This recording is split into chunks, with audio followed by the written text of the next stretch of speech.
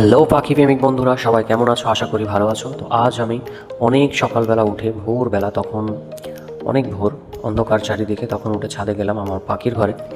তো পাখির ঘরে এই জন্য এসেছি, আজকে আমার যে সেকেন্ড ক্লাসের পাখির বেবিগুলো আছে সেগুলোকে বিক্রি করে আমি বলেছিলাম একটা ফোন নেব। তো তার জন্যই সকাল সকাল পাখির ঘরে চলে আসলাম।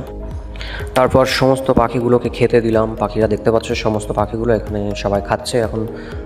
তো এদেরকে খাওয়া হয়ে গেলে তারপর এদেরকে ধরে আমি খাঁচার মধ্যে ছোট যে ট্রাভেল কেসগুলো হয় তার মধ্যে ভরে নেব।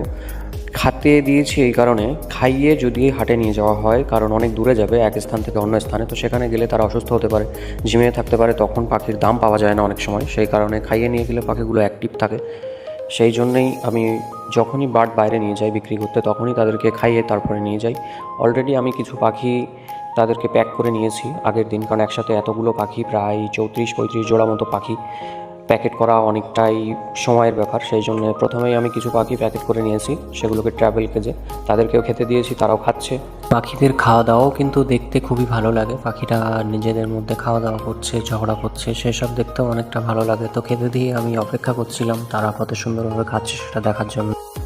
তাদের খাওয়া দাওয়া দেখতে দেখতে অনেক সময় কেটে গেল। আমি তাদের একটু সময় দিলাম যাতে তারা খেয়ে নিতে পারে। এর মধ্যে বাইরে আজান দেওয়া শুরু হলো। তো চলো একটু বাইরের পরিদৃশ্যটাও দেখে নিই, ভোরের বেলা বাইরের দৃশ্যটা কীরকম হয় একটু দেখে নেওয়া যাক। চলো দেখে নিই বাইরে এখন কী অবস্থা।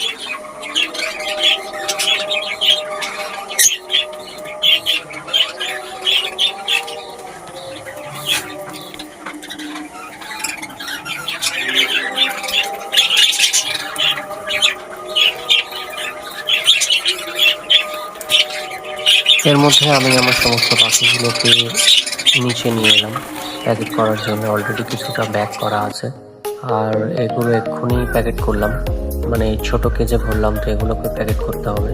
একটা প্যাকেট আছে, একটা প্যাকেট আছে। তো এই প্যাকেটগুলোকে নিয়ে এবার আমি বার হব।